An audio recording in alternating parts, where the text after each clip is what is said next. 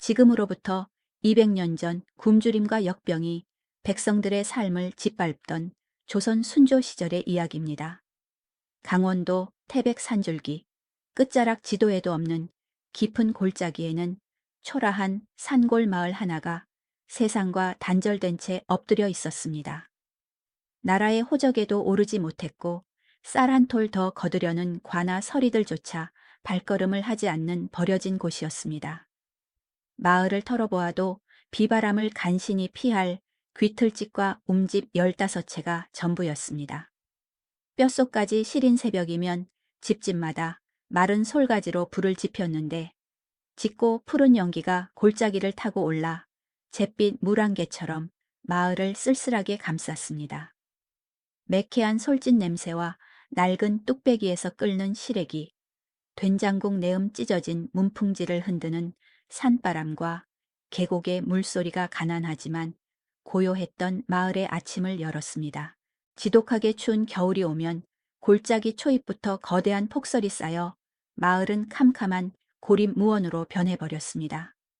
그때면 사람들은 얼어붙은 길을 뚫고 서로의 집을 드나들며 가마솥 바닥에 눌어붙은 보리죽을 긁어 나누어 먹었습니다. 그 멀건 보리죽 한 그릇에 애틋한 온기만이 모진 봄이 올 때까지 살을 에이는 추위를 견디게 하는 눈물겨운 생명줄이었습니다. 그 산골 마을 가장 높은 비탈진 움집에는 평생을 외롭게 살아온 늙고 병든 영감 하나가 살고 있었습니다. 사람들은 그의 진짜 이름을 알지 못했고 그저 매일 지게를 지고 산을 오르는 그를 나무꾼 영감이라 무심히 불렀습니다. 철없는 꼬마들이나 이웃이 진짜 이름이 무엇냐 물으면 영감은 흙투성이 손으로 주름진 얼굴을 쓸어내리며 헛헛하게 웃었습니다. 내 이름 세 글자 따위가 무엇가 중요하겠소. 어차피 애타게 불러줄 식구 하나 안 남았는데 말이라며 돌아서는 영감의 구분 등 뒤에는 가늠할 수 없는 고독의 무게가 짓누르고 있었습니다. 영감의 나이는 그해 겨울로 67을 넘기고 있었습니다. 백성들의 평균 수명이 45을 겨우 넘기던 시절 그는 제 명보다 무려 20해나 더 살아남은 쇠약한 노인이었습니다. 오래 사는 것이 형벌처럼 느껴질 만큼 삶은 춥고 가혹했습니다. 평생 무거운 짐을 진 탓에 허리는 나처럼 꺾였고 앙상한 오른쪽 발목에는 맷돌에 짓눌렸던 끔찍한 흉터가 혹처럼 솟아올라 굳은 비가 쏟아지려는 날이면 뼈마디 안쪽부터 날카로운 바늘로 후벼 파는 통증에 밤새 식은땀을 흘리며 방구석을 뒹굴어야 했습니다.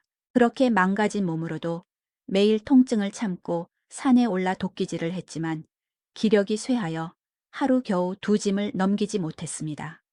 땀을 뻘뻘 흘리며 10리 밖 장터에 팔아봐야 손에 쥐어지는 것은 동전 2잎 하루 종일 뼈가 으스러져라. 일한 몫은 고작 초라한 넉잎이 전부였습니다. 쌀 한 되가 동전 6잎을 넘기던 참혹한 시절.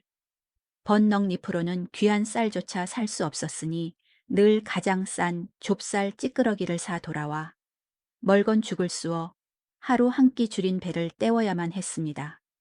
해가 저물어서야 차갑게 얼어붙은 방으로 돌아와 식어 빠진 조죽을 우두커니 떠먹는 것, 그것이 20년 동안 변하지 않은 영감의 지독한 하루였습니다. 구부러진 숟가락이 뚝배기를 긁는 쇠소리가 텅 빈 방 안에 메아리 칠 때면 영감은 가끔 밥술을 내려놓고 가만히 귀를 기울였습니다. 그러면 환청처럼 젊은 아내의 다정한 손길이 아스라이 어른거렸고 아버지 한 그릇만 더 주세요 하며 빈 그릇을 내밀던 어린 아들의 앳된 목소리가 웅웅 울리는 것 같아 눈시울을 붉혔습니다. 그러나 고개를 들면 방 안에는 쥐새끼 한 마리, 지나가지 않는 차가운 정적분 영감의 곁에는 아무도 없었습니다. 식어가는 죽의 씁쓸한 소리만이 영감의 곁을 지킬 뿐 그토록 쓸쓸한 하루가 20년이라는 세월 동안 거대한 쳇바퀴처럼 돌아가고 있었습니다. 그 가혹하고 처절한 운명 앞에서도 영감은 하늘을 원망하거나 불평 한 번 내뱉지 않았습니다. 아니 그 피눈물, 나는 불평을 들어줄 혈육이 세상 천지에 단 한 명도 남아있지 않았던 것입니다. 40살이 되던 무더웠던 여름마을에 역병이 돌았는데 아내는 사경을 헤매는 어린 아들을 밤낮 없이 간호하다 불행히 자기가 먼저 역병에 옮아 피를 토하며 쓰러지고 말았습니다. 영감이 비싼 약을 구하러 산을 넘어 밤새 뛰었지만 땀범벅이 되어 돌아왔을 때 아내의 숨통은 이미 차갑게 식어버린 뒤였습니다. 동네 사람들의 말에 따르면 아내가 마지막으로 숨을 헐떡이며 두 눈을 번쩍 뜬 것은 영감이 약봉지를 들고 방문을 왈칵 열어젖히던 바로 그 순간이었다고 합니다. 그러나 운명의 지독한 장난인지 영감은 허겁지겁 약봉지를 푸느라 애절하게 바라보던 아내의 마지막 시선을 끝끝내 마주치지 못했습니다. 고개를 돌려 와락 안았을 때 슬픈 두 눈은 이미 영원히 감겨버린 뒤였습니다. 그 찰나의 한 발짝 차이가 만들어낸 죄책감이 영감의 남은 생을 잔인하게 짓눌렀습니다. 캄캄한 밤마다 굽은 등을 웅크리고 자기의 거친 두 손을 꽉 쥐어보는 기괴한 버릇이 그때부터 생겼습니다. 살아있는 천을 확인하려는 것이 아니라 눈을 감은 채 아내의 그 차가운 손끝을 기억 속에서 끄집어내어 매일 밤 용서를 비는 처절한 의식이었습니다. 눈물로 아내를 언 뒷산에 묻은 지 겨우 3년 뒤 유일한 희망이었던 15살 아들마저 역병으로 또다시 허망하게 잃고 말았습니다. 아버지, 저도 컸으니 지게 지고 산에 같이 갈래요. 하던 건장했던 아이가 고열에 시달리더니 고작 일주일 만에 검은 피를 토하며 두 눈을 감아버렸습니다. 시신을 거적에 말아 뒷산에 묻던 날, 야속하게도 하늘은 시리도록 맑았습니다. 영감은 그 푸른 하늘이 원망스러워 이를 갈았습니다. 열병으로 목말라 할 때는 장대비를 퍼붓더니 내 아이가 묻히는 날엔 이토록 해가 쨍쨍하다니 눈물이 흘러내려야 할 가슴속 빈자리를 거대한 분노와 죄책감이 채워버려 단 한 방울의 눈물조차 흐르지 않았습니다. 남은 유일한 고명딸 하나는 20살이 되던 해산 너머 먼 낯선 마을로 서둘러 시집을 떠나가 버렸습니다. 가난을 벗어나기 위해 보찜을 이고 떠나던 날 딸이 가파른 고갯마루에서 한참을 서서 늙고 초라한 아버지를 눈물겹게 바라보았는데 영감은 뜨거운 눈물을 삼키며 앙상한 손만 허공을 향해 힘없이 들어 보였습니다. 내가 눈물을 보이면 불쌍한 딸이 차마 발걸음을 떼지 못하고 주저앉을 것 같아 독하게 마음을 먹었던 것입니다. 집신 소리가 멀어지다가 산모퉁이 너머로 사라져 버렸을 때 영감은 그제서야 텅 빈 마당에 털썩 주저앉아 짐승처럼 꺽꺽거리며 피눈물을 흘리며 오열했습니다. 그날 뒤로 산 너머로 시집간 딸에게서는 20년이 넘도록 단 한 번의 생사조차 알 수 없는 소식이 끊겨버렸습니다. 영감은 무심한 딸을 원망한 적이 없었습니다. 나쁜 흉보가 오지 않는 것은 어디선가 무사히 잘 살고 있다는 뜻이라 굳게 믿었으니까요. 그렇게 스스로를 속이지 않으면 단 하루도 버텨낼 재간이 없었기 때문이었습니다. 늙은 영감의 곁에 마지막까지 남은 것이라고는 평생 흉터처럼 짊어지고 다닌 낡은 지게와 무거운 쇠도끼 하나, 그리고 매일 밤 호롱불 밑에서 물끄러미 들여다보는 작은 거울 조각 하나뿐이었습니다. 아내가 떠난 뒤 무덤께서 주워 가슴팍에 부적처럼 넣고 다닌 유일한 유품이었습니다. 험한 세월을 견디느라 거울 표면에는 날카로운 금이 3줄이나가 있었습니다. 영감은 매일 밤 그 깨진 거울 조각을 비춰보며 한참을 들여다보았습니다. 거미줄처럼 금이 간 거울 너머 캄캄한 시면 속에서 고왔던 아내의 다정한 얼굴이 아스라이 비칠 것만 같다는 슬픈 착각 때문이었습니다. 텅 빈 방 안에서 그 착각에 빠져 눈물 짓는 시간만이 잔인한 세상에서 허락된 유일한 위로였습니다. 그렇게 고독이 쌓여가던 늦가을 산골 마을에 대흉년이 들이닥치고 말았습니다. 비 한 방울 내리지 않아 갈라지던 대지 위에 갑자기 시퍼런 눈보라가 내리기 시작했으니 수확이 평년에 3할조차 되지 않는다는 절망적인 탄식이 곳곳에서 터져 나왔습니다. 아이들은 줄인 배를 고르며 말라갔고 노인들은 차가운 냉방 안에서 기침을 토해내며 알아누웠습니다. 마을 전체의 굴뚝에서 밥 짓는 영희는 흔적도 없이 사라졌습니다. 마을이 굶주림의 생지옥으로 변해버리자 아무도 산꼭대기 움집에 사는 늙은 나무꾼 영감에게 온정의 손길을 내밀 여유 따위는 없었습니다.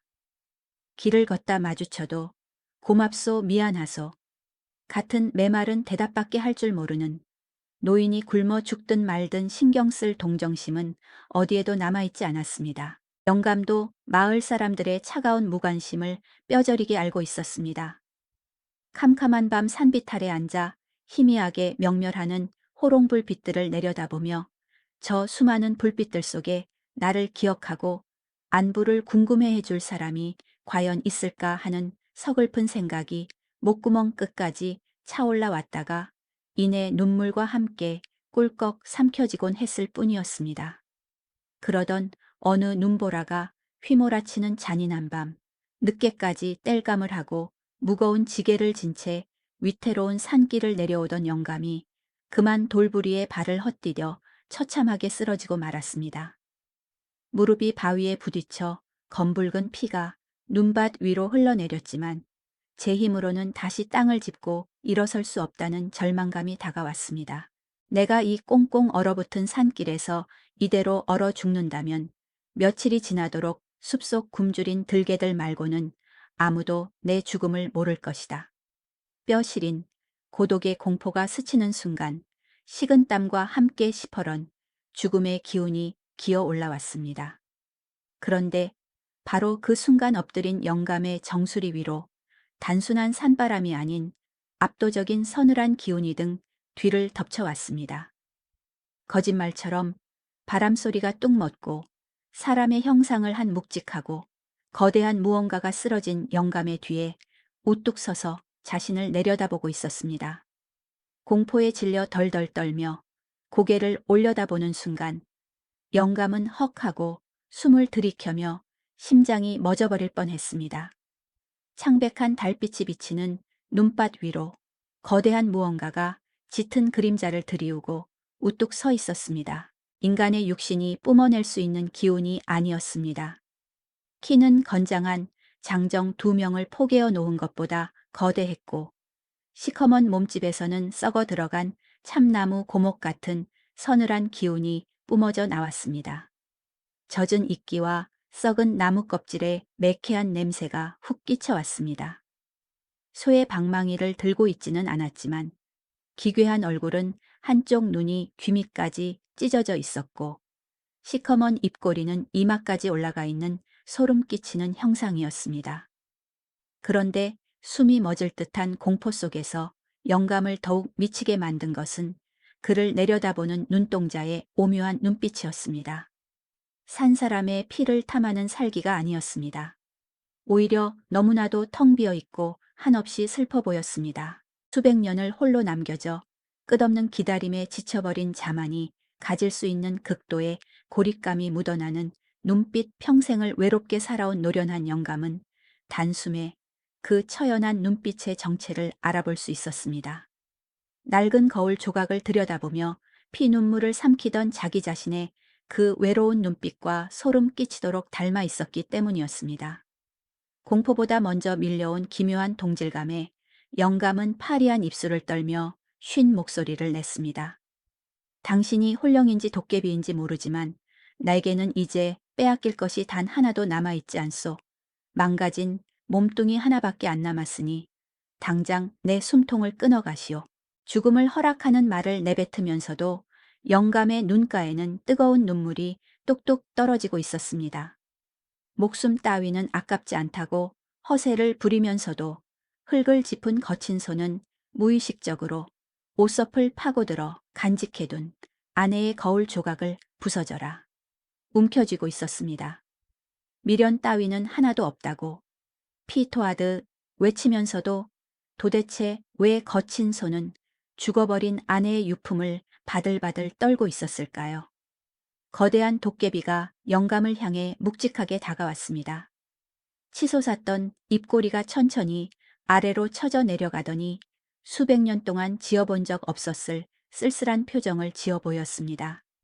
맹수의 잔혹함이 아니라 운명에 짓밟힌 연약한 인간을 향한 깊고 뜨거운 연민이었습니다. 이윽고 눈보라 속에서 도깨비의 찢어진 입에서 마른 장작이 부러지는 듯한 쇳소리가 흘러나왔습니다. 나도 아주 잘 알고 있다. 의지할 곳 하나 없이 벼랑 끝에 서서 홀로 스스로를 저주하는 그 끔찍한 마음을. 나 또한 오래전 이 산속에서 너와 똑같이 매일 밤 피눈물을 흘리며 겪었었지. 영감은 귀를 의심했습니다. 두려움에 찬 영감이 되물어볼 겨를조차 주지 않고 도깨비는 허리를 숙여 썩은 나무십 하나를 주워 얼굴 위로 툭 떨어뜨렸습니다. 숲속에는 바람 한 점 없었음에도 그 나무십은 춤을 추며 천천히 돌다가 이마 위에 사뿐히 내려앉았습니다. 도깨비가 붉게 충혈된 눈으로 영감을 응시하며 무겁게 입을 열었습니다. 내가 오늘 밤 이 시간부로 벼랑 끝에 선 가엾은 내 놈에게 딱 하루의 온전한 시간을 특별히 빌려주마. 내일 아침 기적처럼 해가 떠오르고 서산 너머로 붉은 해가 완전히 저물어 버리면 이 마법 같은 하루는 영원히 끝이 난다. 늙은 네가 평생 가슴에 품어왔지만 감히 하지 못했던 일들을 마음껏 자유롭게 펼쳐보아라. 마지막으로 미치도록 하고 싶은 일들을 단 한 줌의 회한도 남기지 말고 모조리 비워내고 오거라. 그 갈라진 목소리에는 일방적인 명령이 아니라 누군가를 향한 애절한 부탁이 실려 있었습니다. 수백 년 전 차마 끝맺지 못하고 죽어버려 하느로. 남은 애통한 일들을 영감의 육신을 빌려서라도 대신 해소해달라고 울부짖는 것처럼 노인의 텅 빈 가슴에는 아프게 들려왔습니다. 다음 날 아침 붉은 동이 텄습니다. 영감은 새벽 달기 울기도 전에 두 눈을 번쩍 떴습니다. 그런데 아침마다 지옥의 고통으로 몰아넣던 오른쪽 발목이 기적처럼 하나도 아프지 않았습니다. 평생 땅만 보고 걸어야 했던 마른 허리도 꼿꼿하게 펴지는 것만 같았습니다. 이 끔찍한 육체의 고통 없이 온전한 하루를 뛰어다니며 쓸 수 있다는 사실에 늙은 가슴이 터질 듯이 벅차올랐습니다. 영감은 눈을 뜨자마자 장판 밑을 파헤치고 평생 피땀 흘려 모아둔 비상금 엽전 꾸러미를 꺼내었습니다.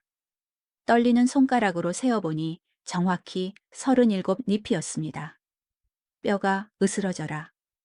나무를 팔아 번넉 잎 중에서 자신의 배를 줄이며 피눈물로 아껴 모은 목숨 같은 전 재산이었습니다. 영감은 망설임도 없이 37잎을 보자기에 싸서 품속에 찔러 넣고는 어둠이 가시지 않은 산길을 지나 10리 밖 장터를 향해 뛰기 시작했습니다. 병든 노인이 불길을 피해 도망치는 짐승처럼 산길을 숨 헐떡이며 내달렸습니다. 장터에 도착하자마자 쌀가게와 약방을 오가며 최고급 하얀 쌀 닷대와 징휘한 한약재 네 봉지를 단숨에 모조리 사들였습니다. 전 재산 37잎은 단 한 푼도 남김없이 허공으로 사라졌습니다. 쌀집 주인이 보찜을 꾸려주며 의아한 표정으로 보리쌀 한 움큼도 벌벌 떨며 사가던 짠돌이 양반이 하얀 쌀을 닷대나 털어가는 건 처음 보는 기이한 광경이구려 물었으나 영감은 아무런 변명 없이 맑은 얼굴로 소리 없이 웃기만 했습니다. 무거운 쌀과 약재를 지고 돌아온 영감은 마을 사람들이 허기를 채울 나무 껍질을 구하러 간 빈틈을 타 대문 앞을 돌며 물건들을 몰래 내려놓기 시작했습니다. 찢어지는 기침 소리가 넘던 박씨, 영감 댁에는 약재를 밀어 넣었고 갓난쟁이 아이 셋을 굶기던 이씨, 댁에는 하얀 쌀 2대를 소중하게 놓아두었습니다. 시부모를 모시며 고생하는 청산과부 초애씨, 댁 처마 밑에도 쌀 한 대와 남은 약재를 올려놓았습니다. 영감은 들키지 않으려 숨을 죽인 채 쓰러져가는 대문 앞에 한참 서서 캄캄한 집안을 애틋하게 들여다보았습니다. 배고픔에 지친 아이의 기침 소리라도 들려오면 깊게 파인 눈가에는 어김없이 뜨거운 눈물이 맺혔습니다. 이 가엾은 아이들은 모진 겨울을 이겨내고 살아서 따뜻하게 꽃피는 봄을 두 눈으로 봐야지. 아무도 듣지 못하게 입속으로 간절히 중얼거리고는 서둘러 눈물을 훔치며 다음 가난한 집을 향해 발걸음을 옮겼습니다. 마을 전체를 돌며 귀한 쌀과 약재를 바닥까지 다 나누어 주고 나니 어느새 붉은 해가 중천에 떠올라 있었습니다. 기적의 시간은 이제 고작 반나절이 전부였습니다. 영감은 이마에 구슬땀을 닦아내며 시리도록 푸른 하늘을 올려다 보았습니다.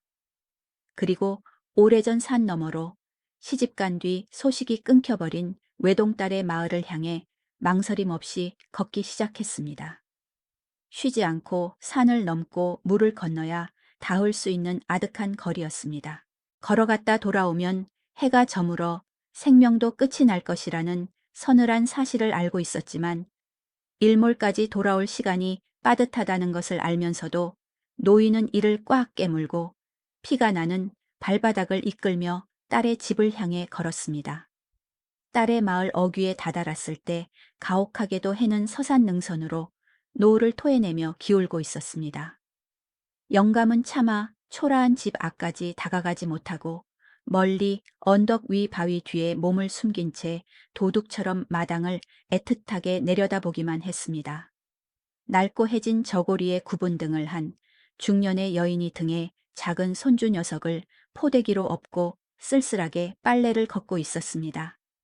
녀석이 배가 고픈지 칭얼거리자 딸이 포대기를 고쳐매며 아주 낮고 슬프게 자장가를 불러주었습니다. 그 구슬픈 가락이 저녁 바람을 타고 영감의 귓가에 닿는 순간 거대한 바위에 얻어맞은 듯 무릎이 꺾이며 흙바닥에 주저앉고 말았습니다.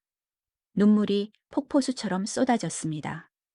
그 낡은 자장가는 20년 전 죽은 아내가 젖먹이 어린 딸을 재울 때마다 방 안에서 다정하게 불러주던 바로 그 가락이었습니다.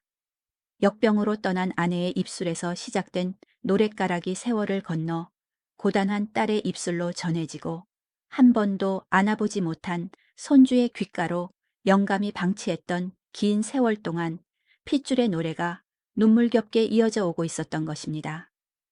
영감은 통곡 소리가 새어나가 딸이 뒤돌아볼까봐 피가 나도록 입술을 꽉 깨물고 바닥을 긁으며 눈물을 삼켰습니다. 당장이라도 뛰어내려가 딸의 구분 등을 끌어안고 내 새끼 그동안 고생 많았다며 부둥켜 안고 싶었지만 끝내 한 발짝도 밖으로 나서지 않았습니다.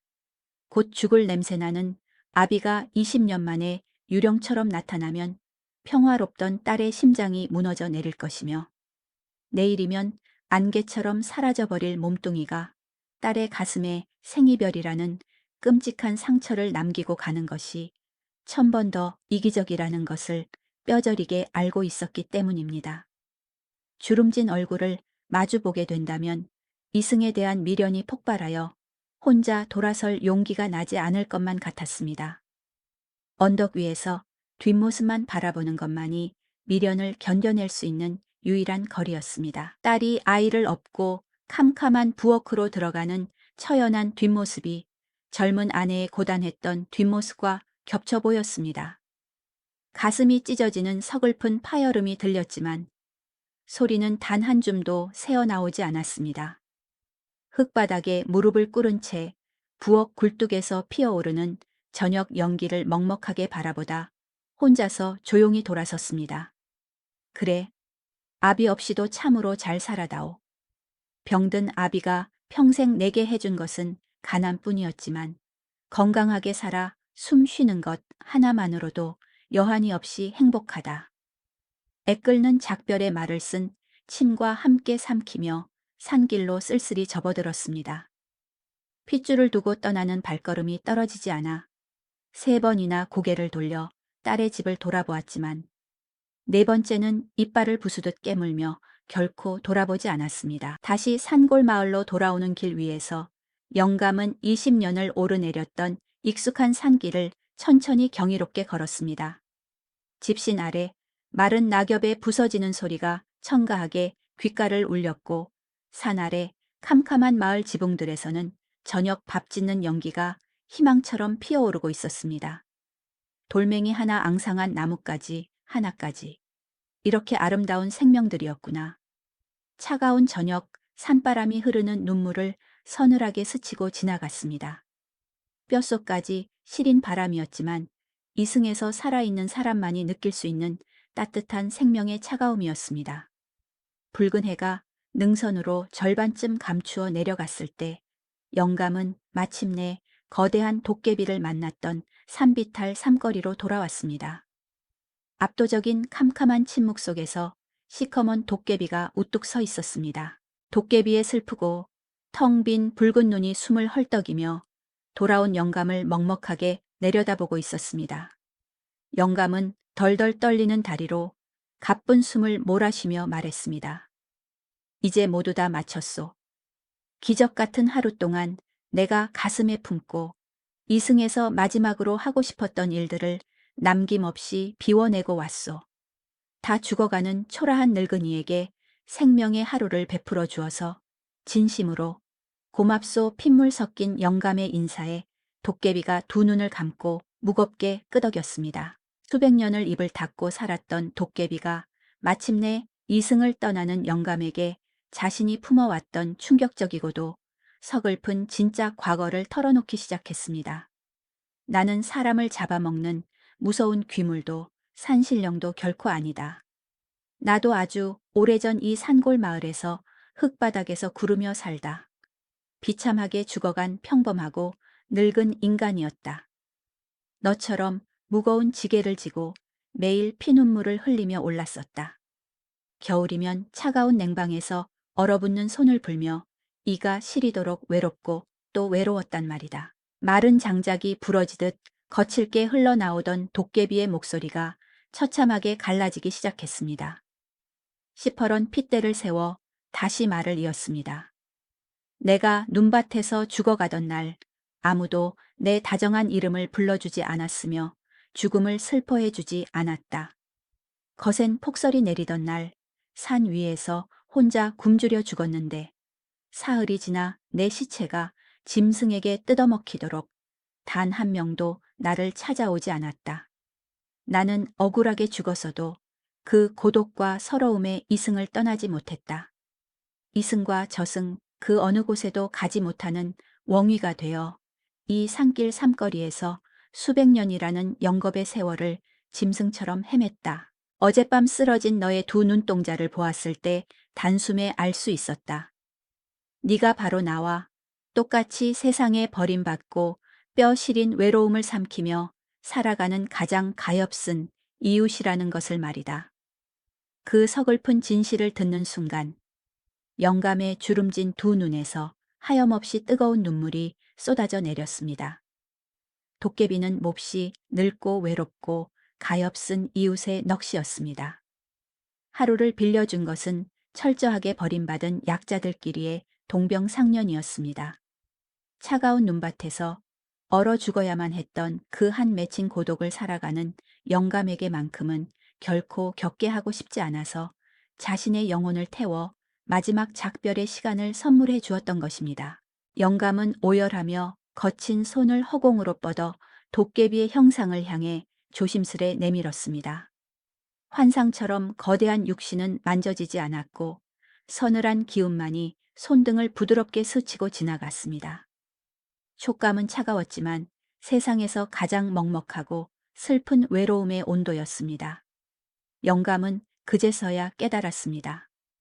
나 대신 네 사랑하는 사람들에게 따뜻한 작별 인사를 남기고 멋지게 떠나 다오 어둠 속에서 내가 끝내 하지 못했던 인간다운 마지막 마무리를 네가 나를 대신해서 해다오. 바로 그 가슴 미어지는 핏빛 부탁이었다는 것을 말입니다. 마침내 핏빛 노을이 산등성이 너머로 사그라졌습니다. 시리도록 푸른 밤하늘에 별이 하나 외롭게 떠 있었습니다. 영감은 별을 바라보며 이승을 떠나는 자의 평온하고 눈부신 해탈의 미소를 지었습니다. 다음 날 아침 우물가에서 물을 길러 나온 촌부들이 웅성거리는 소리가 소란스럽게 퍼지기 시작했습니다. 대체 한밤중에 이 하얀 쌀이 어디서 떨어진 거요? 빚을 내도 못 구하는 약재가 수북하고 굶어 죽어가던 이씨 댁 장독대에도 쌀이 있고 최신의 처마 밑에도 쌀이 놓여 있더란 말이요. 산곡대기 미련한 나무꾼 영감은 아침부터 안 보이네. 불길한 예감에 사로잡힌 젊은 장정 몇 명이 가파른 산 위 움집으로 뛰어 올라갔습니다. 삐걱거리는 방문을 열어젖혔을 때 텅 빈 방 안에는 영감의 온기가 사라져 있었습니다. 방 구석에는 평생 뼈를 갉아먹었던 낡은 지게와 무딘 쇠도끼만이 기대어 놓여 있었고 옆에 금이 간 아내의 거울 조각 하나만이 처연하게 놓여 있었습니다. 깨진 거울 위에는 까막눈이었던 영감이 서당 훈장에게 부탁하여 받아쓰게 한 서툰 글씨의 쪽지가 돌멩이에 눌려 있었습니다. 나는 며칠 전 눈길에 쓰러져 죽은 목숨이었소. 기적 같은 하루를 얻었고 평생 하고 싶었던 것들을 마음껏 다 비워냈소. 미련 없이 후를 털어버렸소. 부족한 늙은이와 이웃으로 살아주어 고마웠소. 쪽지를 읽어 내려간 사람들 사이로 벼락을 맞은 듯 긴 침묵이 무겁게 흘렀습니다. 그제서야 눈이 먼 마을 사람들은 깨달았습니다. 대문 앞에 놓여있던 귀한 쌀과 약재가 누구의 피눈물이 섞인 물건이었는지를 20년 동안 동전 한 잎을 목숨처럼 아끼며 살았던 늙은이가 죽음의 하루에 정작 자기 입에 들어갈 쌀 한 톨조차 남기지 않고 모든 것을 다 내어주고 호련히 떠났다는 진실 앞에 마을 사람들은 오열하며 무릎을 꿇고 말았습니다. 먼 훗날 지혜로운 어른들은 회상하며 무거운 목소리로 말들을 주고받았다고 합니다. 마지막 생명의 하루를 빌려주었던 그 거대하고 슬픈 도깨비도 흉년이 들었을 때 굶어 죽고 얼어 죽은 억울한 사람이었을 거라고 단 한 번의 작별 인사도 남기지 못하고 떠났기에 똑같은 늙은 영감에게 기적 같은 기회를 선물하고 싶었던 것이라고. 수백 년을 맴돈 도깨비는 그 누구보다 뼈저리게 알고 있었던 것이겠지요. 한 인간의 죽음이 세상의 무관심 속에서 얼마나 더덥고 가볍게 잊혀지는지를 이 눈물겨운 이야기가 마음에 묵직한 여운으로 남으셨다면 구독과 좋아요 한 번씩 눌러주시면 큰 힘이 됩니다. 낡은 이야기 속에 빛나는 지혜를 계속 발굴해 들려드릴 수 있는 것은 여러분의 그 따뜻한 응원 덕분입니다. 무심코 건네는 따뜻한 전화. 한 통이나 안부 문자가 벼랑 끝에 선 누군가에게는 도깨비에게 간절하게 빌린 생명의 하루만큼이나 소중하고 거대할 수 있습니다. 우리 모두는 언젠가 산길의 초라한 나무꾼 영감과 똑같은 쓸쓸한 죽음의 자리에 서게 됩니다. 차가운 곁을 지키며 눈물 흘려줄 사람이 과연 누가 남아있을 것인가는 역설적이게도 오늘 살아서 숨 쉬는 내가 외로운 누구의 곁에 다가가 든든하게 서 있었느냐로 완벽하게 결정되는 법입니다. 사람의 마지막은 결코 화려할 필요가 없이 그저 나의 부재를 아쉬워하고 기억해줄 단 한 사람만 있다면 그것으로 가장 눈부신 인생일 것입니다.